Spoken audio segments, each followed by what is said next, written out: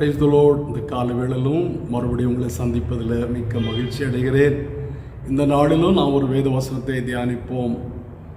34 சங்கீதம் 8 சங்கீதம் 34:8. கர்த்தர் நல்லவர் என்பதை ருசித்து பாருங்கள், அவர் மேல் நம்பிக்கையாக இருக்கிற மனுஷன் பாக்கியவான்.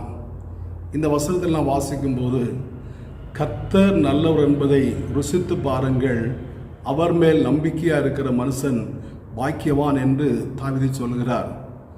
நாம் கடை வீதிக்கு போகும்போது மாம்பழம் விற்கிறவர்கள் ஒரு மாம்பழத்தை வெட்டி வைத்து நீங்கள் சுவைத்து பார்த்து சுவையாக இருந்தால் மட்டும் வாங்குங்க அப்படின்னு சொல்லி மாம்பழத்தை சுவைத்து பார்த்து வாங்கும்படியாக சொல்வதை நாம் பார்த்துருக்கிறோம். அதே போல் பலாப்பழம் விற்கிறவர்கள் பலாப்பழம் அந்த சுளையை நம்ம கொடுத்து நீங்கள் சாப்பிட்டு பார்த்து வாங்குங்க, சுவையாக இருந்தால் வாங்குங்க அப்படின்னு சொல்லுவார்கள். அதே போல் எல்லா பழங்களும் ஆப்பிளாக இருக்கலாம், சாத்துக்குடியாக இருக்கலாம், சாப்பிட்டு பார்த்து வாங்க அப்படின்னு சொல்லி கொடுக்கறதை நம்ம பார்க்குறோம். விதமாக நான் சாப்பிட்டு கூட சில பழங்களை வாங்குகிறோம். அதே போல் தாவீது சொல்கிறாரு, கர்த்தர் நல்லவர் என்பதை ருசித்து பாருங்கள், அவர் மேல் நம்பிக்கையாக இருக்கிற மனுஷன் பாக்கியவான் என்று ஆண்டவரை ருசித்து பார்க்கும்படியாக தாவீது சொல்லுகிறார். நம்ம சாப்பிட்டு பார்க்க முடியாது, வாழ்க்கையில் அவரை அனுபவித்து பார்க்க வேண்டும் என்கிற அர்த்தத்தோடு கூட தாவீது சொல்கிறார். இந்த சங்கீதத்தை வாசிக்கும்போது கூட தலைப்பில் வாசிக்கிறோம், தாவீது அபிமெலேக்கு முன்பதாக வேஷம் மாறி அவனால் துரத்தி விடப்படுகையில் பாடினதான சங்கீதம் என்று நாம் அங்கே வாசிக்கிறோம். அந்த இக்கட்டான சூழ்நிலை நீங்கள் அதை 1 சாமுவேல் 21 வாசிக்கும்போது தாவீது அபிமெலேக்குடைய சேவகராலே பிடிக்கப்பட்டு தாவீதை கொலை செய்யும்படியாக அபிமெலேக்கும் அவனுடைய மனிதர்களும் எத்தனிக்கிற போது அவள் முன்பதாக வேஷம் மாறினான். அப்போது அபிமெலேக்கை இந்த பைத்தியக்காரன் எதுக்கு அழைத்து கொண்டு வந்தீர்கள் என்று துரத்தி விட்டான். எப்படி சொல்லி அவனை கொலை செய்ய முற்பட்டார்கள். தாவீது கொன்றது 10,000, சவுல் கொன்றது 1000 என்று இவனை குறித்தல்லவா பாடினார்கள். அந்த தாவீது நம்முடைய கையில் மாட்டிக்கொண்டான் என்று அவர்கள் சந்தோஷப்பட்டு அவனை கொலை செய்யும்படியாக எத்தனித்தார்கள். அப்போ இந்த இடத்துல கர்த்தர் அவனை அபிமெலேக்குடைய கையில் தப்புவித்தார். அதை வைத்து தான் அந்த 34 சங்கீதத்தை தாவீது பாடுகிறார். அப்படியே அந்த 8 சொல்கிறாரு, கர்த்தர் நல்லவர் என்பதை நீங்களும் ருசித்து பாருங்க, அவர் மேல் யார் யார் நம்பிக்கையாக இருக்கிறார்களோ அவர்கள் பாக்கியவான்கள் என்பதாக. இப்போ தாவீது தன்னுடைய அனுபவத்தில் ஆண்டவர் தனக்கு நல்லவராக இருந்தபடினாலே நம்மையும் அவரை ருசித்து பார்க்கும்படியாக, அவருடைய அதிசயங்களை உணர்ந்து பார்க்கும்படியாக, அவர் நம்முடைய வாழ்க்கையில் செய்கிறதான நற்கிரியைகளை அனுபவித்து பார்க்கும்படியாக நம்மை அழைக்கிறார். என வாசிக்கிறோம், அவரை ருசித்து பாருங்கள், அவர் மேல் நம்பிக்கை இருக்கிற மனுஷன் பாக்கியவான் என்று. வேதத்தில் அநேக தேவனுடைய மனிதர்களை வாசிக்க முடியும். குறிப்பாக நாம் 1-2 ராஜாக்கள் 5 வாசிக்கும் போது நாகமான் என்று சொல்லக்கூடியதான ஒரு மனிதன் இருக்கிறான். அவன் சீரிய ராஜாவுடைய படைத்தலைவனாய் காணப்படுகிறான், பராக்கிரமசாலியாய் காணப்படுகிறான், அவன் எண்ணிக்கை உள்ளவனாய் காணப்பட்டான், பெரிய மனிதன். அவனை கொண்டு கர்த்தர் பெரிய காரியங்களை ரட்சிப்பை கட்டளையிட்டார் என்று நாம் வாசிக்கிறோம். ஆனால் அந்த நாகமானுக்கு குஷ்டரோகம் வந்தது. குஷ்டரோகம் வந்தபோது அவன் பெரிய படைத்தலைவனாக இருக்கிறான், செல்வந்தனாய் காணப்படுகிறான், அவனுக்கு அரசியல் செல்வாக்கு இருக்கிறது, அநேக வைத்தியர்களை நாடி இருப்பான், அநேக மருத்துவர்களை நாடி இருப்பான். அந்த காலத்தில் இருந்தான அந்த குஷ்டரோகத்தை நீக்கி விடும்படியான எத்தனை மூலிகைகளை அவன் சாப்பிட்டிருக்கக்கூடும், எத்தனை வைத்தியர்களாலே அவன் மிகவும் அவதிப்பட்டிருப்பான். அந்த நாகமான் யாராலுமே சுகமாக்க முடியாமல் ஒரு தனித்த வீட்டில் தனித்து காணப்படுகிறான். குஷ்டரோகம் வந்தவர்கள் அவர்கள் வீட்டில் இருக்க முடியாது. அவளுக்கு தனி வீடு, தனி பாத்திரம், தனி கப்பு, தனி கட்டில், தனி எல்லாமே தனித்தனியாக இருக்கும். காரணம் அது ஒரு தொற்று நோய். அந்த நோய் மற்றவர்களும் வந்துவிடும் என்கிறதுனால அந்த குஷ்டரோகம் யாருக்கு இருக்கிறதோ அவர்களை பாழைத்து வெளியே தனியாக வைத்து விடுவார்கள். இந்த படைத்தலைவனாகிய நாகமானும் பாழைத்து வெளியே அல்லது தன்னுடைய வீட்டுக்கு வெளியே ஒரு தனித்த வீட்டில் அவன் சில காலம் வாழ்ந்து கொண்டிருக்கிறான். அந்த காலகட்டத்தில் தான் நாகமோட வீட்டில் ஒரு சிறுபெண் வேலைக்கு அமர்த்தப்பட்டால் அந்த சிறுபெண் தன்னுடைய நாச்சியாரை பார்த்து சொல்லுகிறான், நம்முடைய ஆண்டவன் இஸ்ரவேல் இருக்கிறதான தீர்க்கதரிசி இடத்துல போவாரானா இவருக்கு சுகம் உண்டாகும் என்று ஒரு நற்செய்தியை சொல்லுகிறார். இந்த செய்தி நாகமானுடைய காது கேட்டுனது. அங்கிருந்து சீரியா ஒரு ராஜாவுக்கு அந்த தகவல் போனது. சீரியா ஒரு ராஜா ஒரு கடிதத்தை கொடுத்தார். அந்த கடிதத்தை கொண்டு இஸ்ரவேல் ராஜாவிடத்தில் நாகமான் கொடுக்கிறார். அந்த கடிதத்தில், நான் அனுப்புகிறதான இந்த மனிதன் குஷ்டரோகியாக இருக்கிறான், நீ என்னுடைய குஷ்டரோகத்தை நீக்க வேண்டும் என்று அந்த கடிதத்தை எழுதியிருந்தது. இந்த கடிதத்தை பார்த்ததும் அந்த இஸ்ரவேல் ராஜா வஸ்திரங்களை கிழித்து, இவன் என்னிடத்தில் யுத்தத்து வருகிற முகாந்திரத்தை பாருங்க, கொல்லவும் உயிர்ப்பிக்க நான் தேவனா, இந்த குஷ்டரோகத்தை என்னால் எப்படி நீக்கிவிட முடியும் என்று சொல்லி புலம்புனான். தன்னுடைய வஸ்திரத்தை கிழித்தான்.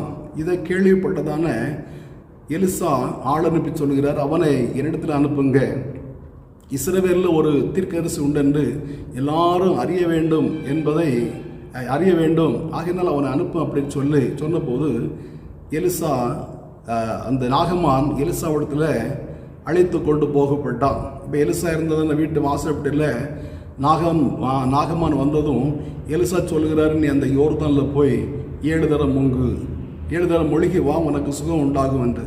இந்த வார்த்தையை கேட்டதும் நாகமானாலே கிரகிக்கவே முடியவில்லை. அந்த வார்த்தையை ஜீரணிக்கவே அவனால் முடியவில்லை. இந்த நாகமான் என்ன மனதில் நினைத்திருந்தானா, அந்த நாகமான் அதற்கு சொல்கிறாரு, அவன் தன்னுடைய தேவனுடைய நாமத்தை சொல்லி இவ்விதமாக இந்த இடத்தை தடவி இந்த குஷ்டரோகத்தை நீக்கி விடுவான் என்று நான் நினைத்தேன். நான் யோர்தானில் போய் முழுவதற்கு எங்கள் ஊரில் உள்ளதான அந்த பெரிய நதிகள், பிரசித்தி பெற்றதான அந்த ஆறுகள் இதை விட அந்த மோசமானதா, நான் எல்லாம் யோர்தானில் முழுக மாட்டேன்னு சொல்லி அவன் உக்கிர கோபத்தோடு திரும்பினான் என்று நான் வாசிக்கிறோம். பாருங்க, அவனுடைய கற்பனை, எலிசா வந்து குஷ்டரோகியாக இருக்கிறான், இவனை யாருமே தீண்ட தகாதவனாய் காணப்படுகிறான், ஒரு தனித்த வீட்டில் இருக்கிறான், அவனுக்கு தனி சாப்பாடு தட்டு, தனி கப்பு, தனி பாத்திரம், தனி வீடு, அப்படி எல்லாமே தனித்தனியாக இருக்குது. யாரும் அவனுடைய பக்கத்தில் போய் பேசுறது இல்லை. இவன் தனித்தவனாக விடப்பட்டிருக்கிறான். இப்போ இவனுடைய ஆசை, எலிசா அந்த குஷ்டரோகம் இருக்கிற இடத்த அப்படியே கையினால் தடவி அப்படியே நோயை குணமாக்கி விடுவார் அப்படின்னு நினைத்தானா. இந்த வார்த்தையை கேட்டதும் அது யோர்தானில் போய் முழுக எலிசா சொன்ன வார்த்தையை கேட்டதும் அவன் உக்கிர கோபத்தோடு திரும்பினான். ஆகிலும் நாகமானோடு வந்ததான அந்த மனிதர்கள் சொல்கிறார்கள், தன்னுடைய எஜமானை பார்த்து, எலிசா ஒரு பெரிய காரியத்தை சொல்லியிருப்பார், நீ செய்ய மாட்டேறான், அவர் யோர்தானில் இறங்கி முழுகதானே சொல்லுகிறாரு, நீர் போய் யோர்தானில் முழுகிப்பாரோம், நம்ம இவ்வளோ தூரம் பிரயாணம் பண்ணி வந்திருக்கிறோம், வேர்வை நாற்றம் எடுக்குது, நீர் போய் முழுகிப்பாரோம் அப்படின்னு. யோர்தான் நதியில் இந்த நாகமான் 7 தரம் முழுகி எழும்பினான். நான் நினைக்கிறேன் ஒவ்வொரு முறையும் தண்ணியில் முழுகி எழும்பும்போது தன்னுடைய சரீரத்தை பார்த்துருப்பான். 6 முறையும் முழுகி எந்த மாற்றமும் இல்லை. 7ஆவது முறை கோபத்தோடு முங்கி இருப்பான். அந்த 7 முறை முங்க சொன்னான், 6 முறை முங்கி எந்த விதமான ஒரு மாற்றமும் இல்லை. இனி 7ஆவது முறை முங்கிட்டு அந்த எலிசாவை போய் பார்த்து அவனை திட்டணும், சண்டை போடணும் அப்படின்னு உக்கிர கோபத்தோட கூட 7ஆவது முறை முங்கி இருப்பான். 7ஆவது முறை முங்கி எழும்பின போது பூரண சுகம் பெற்றான். அவனுடைய சரீரம் சிறு பிள்ளையுடைய சரீரத்தை போல மாற்றப்பட்டது என்று நாம் வேதத்தில் வாசிக்கிறோம்.